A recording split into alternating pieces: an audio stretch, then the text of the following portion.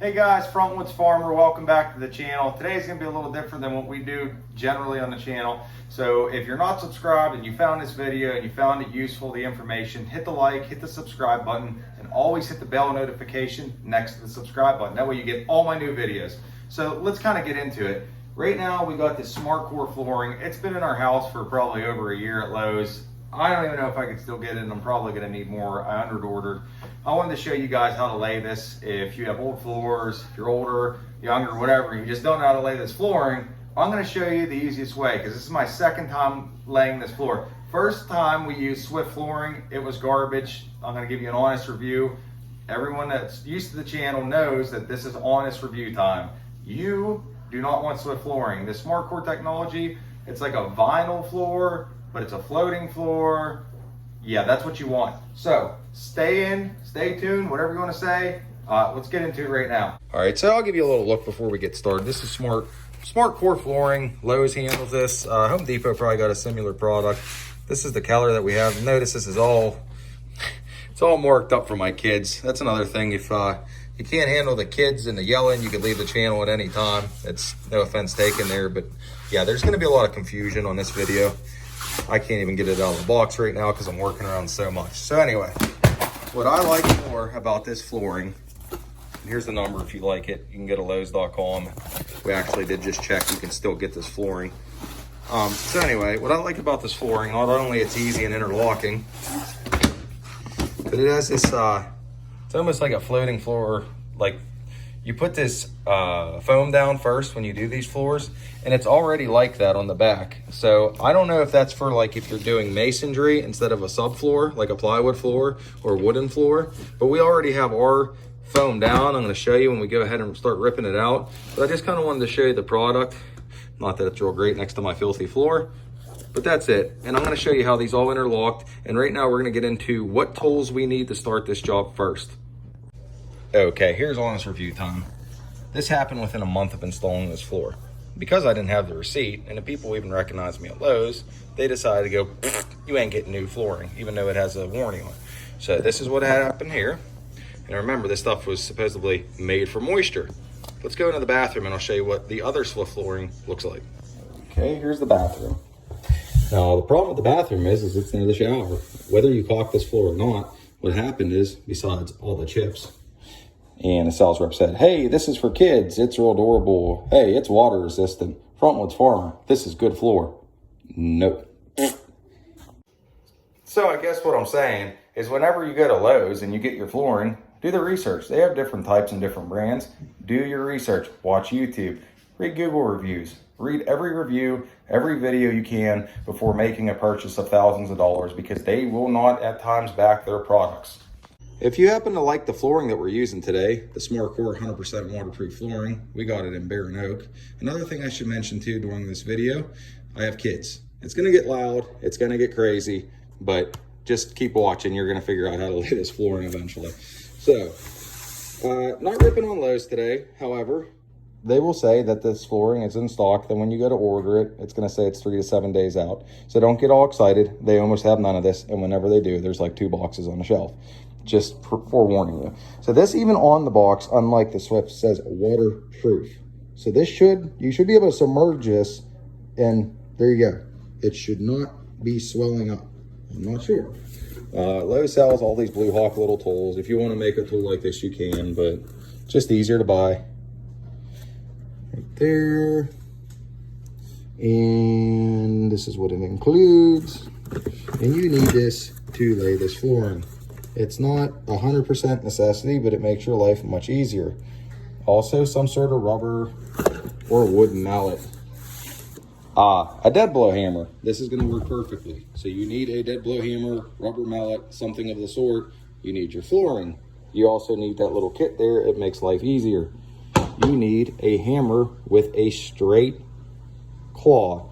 Most have the rounded radii claw. You do not want that. These hammers, they also sell at Lowe's. These are good hammers. If you're doing trim or even roofing on a ladder, it holds a nail for you, so you could hold on to the ladder with one hand, pound that in, get the nail started, pull the hammer away, and finish nailing in. That's a useful tool for how cheap it is, and it holds up. You want a wrecking bar like this, pry bar, whatever you want to call it. This one is nice and thin. I do not like these bars, but it works perfect for flooring applications because you can get in behind things. The thicker ones are stronger. They have weight to them, and they're better for destruction, but that's not what you want to do in your home. Also, if you're working around lots of furniture, the easiest way that we're going to get started here, because we're doing a lot of flooring, is we're going to move everything away, take down our trim, and start pulling our floor back. Now, there is a foam that you want to lay down first on your subfloor. That's already down. I will put links in the description down below for Lowe's for everything you need. The people at Lowe's and flooring should be helpful. They're supposed to help you with all these projects. If they're not, ask for a manager, and I'm sure they'll be glad afterwards to help you out.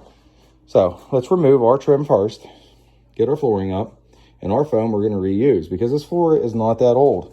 Sneak peek from a scrap project that I had before. This is the difference we're going to get. It's going to be farmhouse kitchen flooring. It's going to be nice and bright. We're going to even redo our cabinets. So you get into home remodeling, do-it-yourself projects. We're going to do a little bit of those in the channel this year as well. This is a mainly homesteading and farming channel until it gets the winter time and all our prep work on our machines and everything's done. Then it's like, whatever. We got to get caught up on everything else we ignore all year. So let's get to it.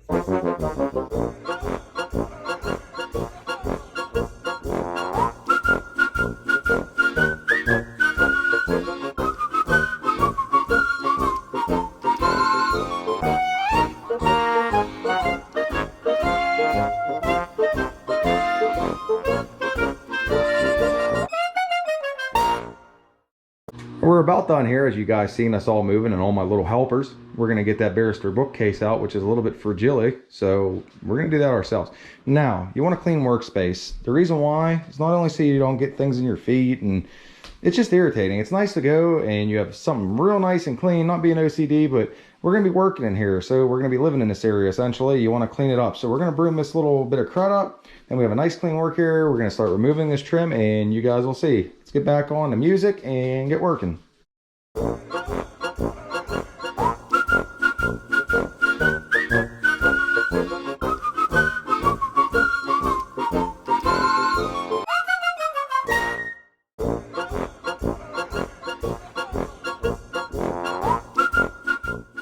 So you guys see me fighting with that trim.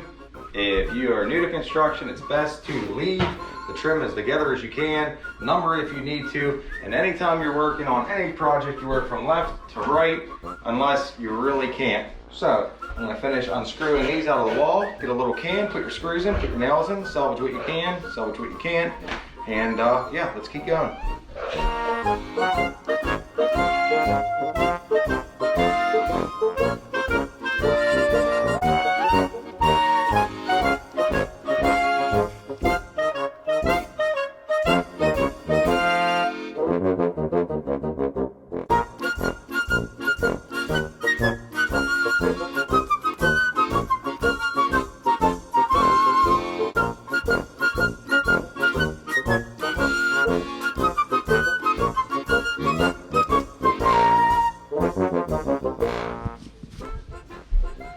Also known as interlocking floor, they lock together. So I'm going to try to unlock them. Nothing really goes as planned, but we're going to give it a try and see if we can do this more neatly without less, with less destruction.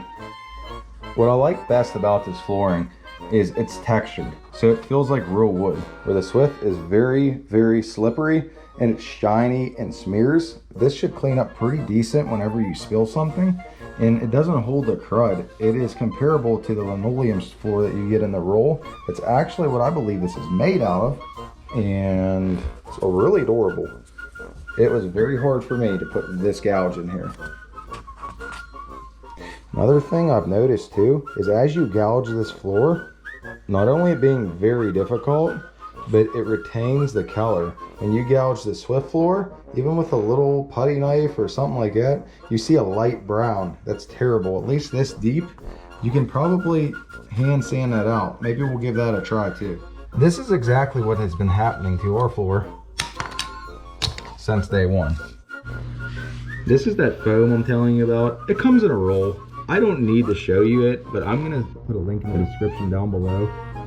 No real education on our foam. I don't think it matters. Foam is foam, but this is what you want for this floating floor. This is an interlocking floating floor. You need to keep this stuff at least a 1/4 inch away from your walls, and then your trim sits on top. We did not know. We knew, but we figured it'd be tighter's better, right? We just jammed it all in here, put pieces, and you know, that's not good. So do not give me though, the floor was installed incorrectly, and that's why I got spots way over there going bad. That ain't it. This floor is junk. I found out it's better just to lift it up instead of using the hammer. You saw me back here trying to pry against my wall. I put a little piece of the scrap flooring of the new stuff to pry against, and it was super hard. This stuff, it lifts right out. So that's the threshold I'm going to rip out. While Miss Fancy Pants over here is ripping out our interlocking floor.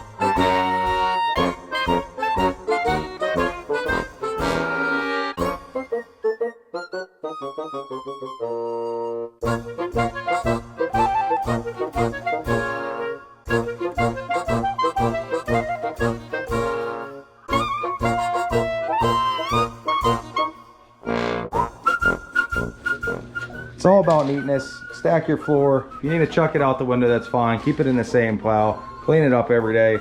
It's all about keeping a clean workspace.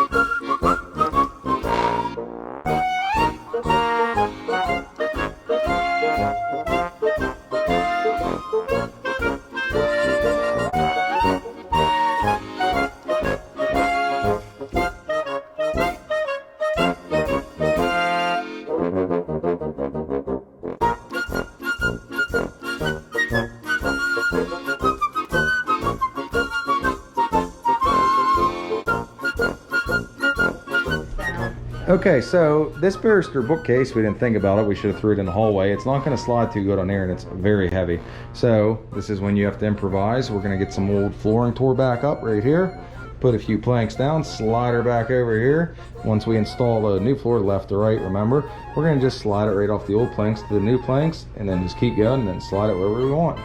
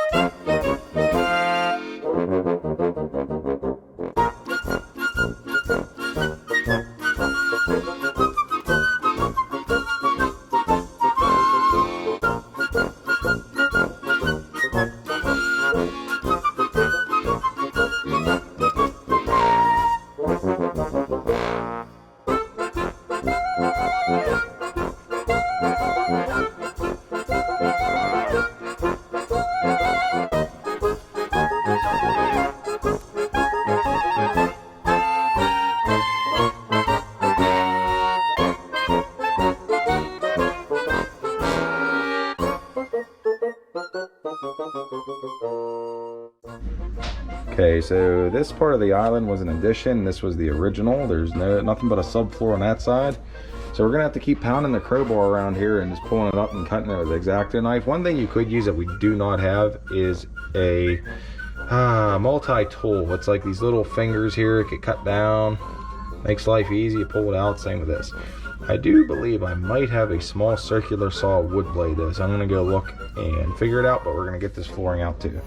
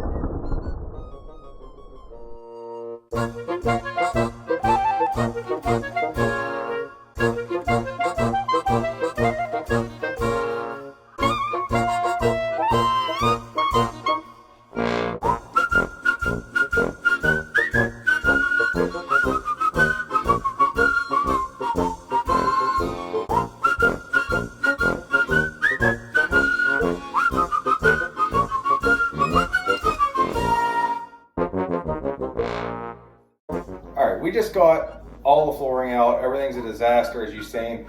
What we're going to start doing now is thinking about where we're working from and where we're working to, and what you want looking good and what you want to try to cheat on. And what I mean by that, this farmhouse is really old. So the walls, the floor, everything's not square. It's not a manufactured home. So not everything's perfect. And even in manufactured homes, not everything's always perfect. Not everything's on center. Not everything's always squared up. So a couple things you got to think about is what you want to look square with the flooring. So obviously if every wall is out of square and there's bellies in this and everything else, I want my flooring to look great with my cabinetry. So if I'm starting again from my left side to my right side, start to finish, the opposite way we ripped it out, I want to go off my cabinets. So I can't go off my cabinets at first. I got to go in the corner by my side entrance. So what I'm going to do is I'm going to keep this all furred out 1/4 inch because it's a floating floor. It needs room to move. So I'm going to use actually little pieces of the flooring, the old flooring, I'm going to cut up and stick in there as fillers. So I want to be able to meet this floor with my cabinets. So when I'm looking down at my cabinets and I see a straight line and I see the seams on my floor, I want those to match. I don't want it to look a little crooked or the whole floor is going to look out of whack and you're not going to be happy with what you're doing. So the first thing that we're going to do is start cutting the floor up there. We can move, it's a little 3x6 section, so we can move it around to adjust it to the cabinetry. But those are things that you're going to want to think about when you're doing this type of thing. So let's get started. All right, so for this part, you're going to need a chop saw, miter saw, whatever you want to call it. You're going to need that tool to pound the flooring in. And you're also going to need a type of jigsaw or scroll saw, table saw, something to go around corners, because not all your seams are going to meet up with your cabinets. So we might have to notch out a little corner, fur out something here or there. Table saws are great at this. If you're not going with anything square, you could cut a piece from 3 inches down to 1 inch or so on. So that's what you need.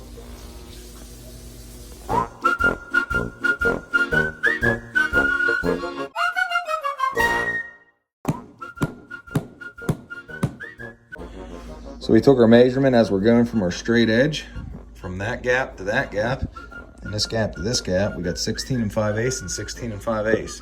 Now again, we can start adjusting that as we come out, but we want to stay with a straight line here. Once we get past that point, we're just going to be able to just start throwing this flooring in. So again, lift it up, shove it in, lay it down, and then you just smack it with a rubber mallet or dead blow hammer.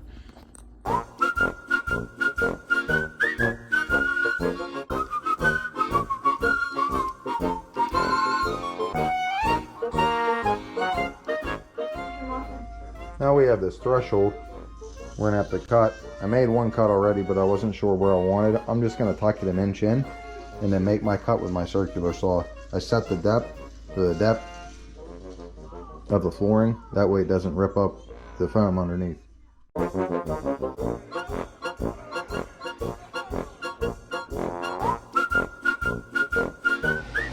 Alright, so I just cut an angle around here to get meat at the threshold.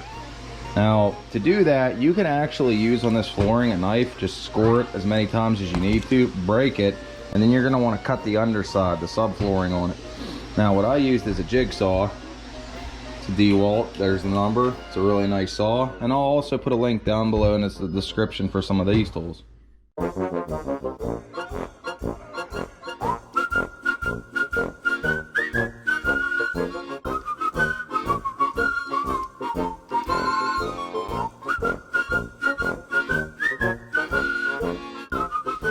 Alright, this floor is starting to take place now. As you can see, this is what you'll get.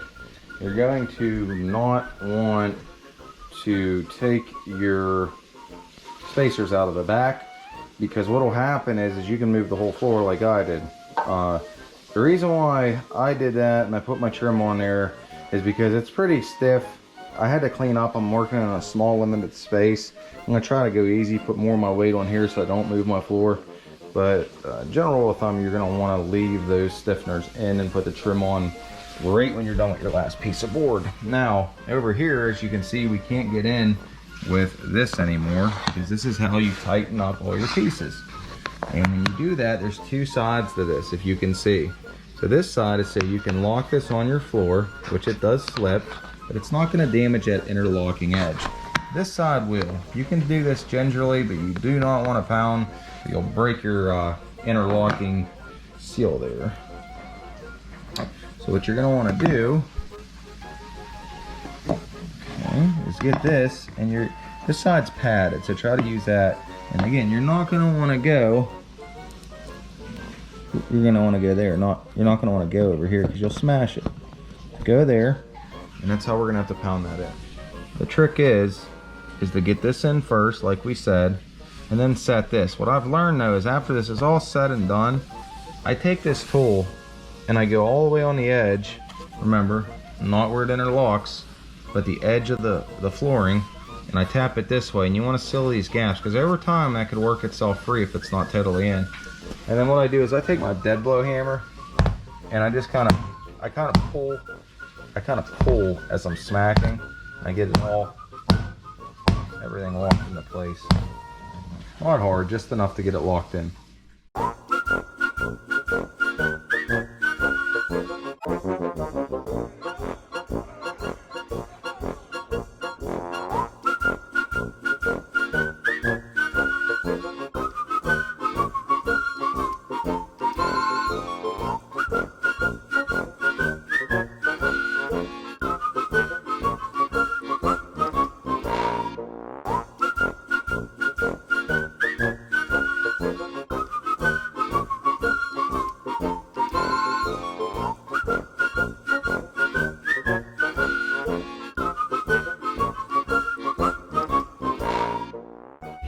Okay, I just wanted to recap what we all went over today.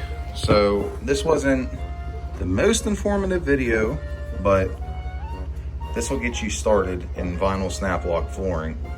I'm going to show you some videos once I get the kitchen cleaned up and the floor all down. This vinyl is a lot more comfortable. It has the wood grain on it, so there's less slippage.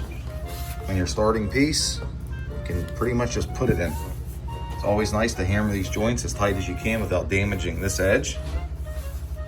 Always start going in first, as far as you can go that way towards the joint, lay it down, and then you're just gonna pull it up and get it in there. Now you're gonna have to go and pound it this way as you've seen, this way, and just keep repeating itself. You want all these joints to be tight. That's the trick to this, because if you don't have them tight, well, your floor is going to come up in the middle. You're going to have to take out all the pieces until you get to the piece that you need to get to. You're going to want to space it a 1/4 inch away from the wall everywhere if you can.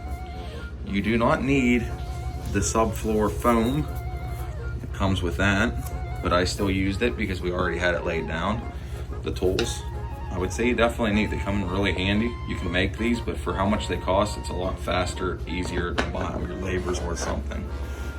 So, if you guys like this video and you like all the other videos, please subscribe to the channel, hit the bell notification, and hit the like button. It really helps. If you don't hit the bell notification, you don't get my new videos. So make sure you hit that. Thanks for watching, and I hope you guys good luck on your vinyl snap lock flooring. Now just keep watching, and I'm going to show you some videos of the floor done.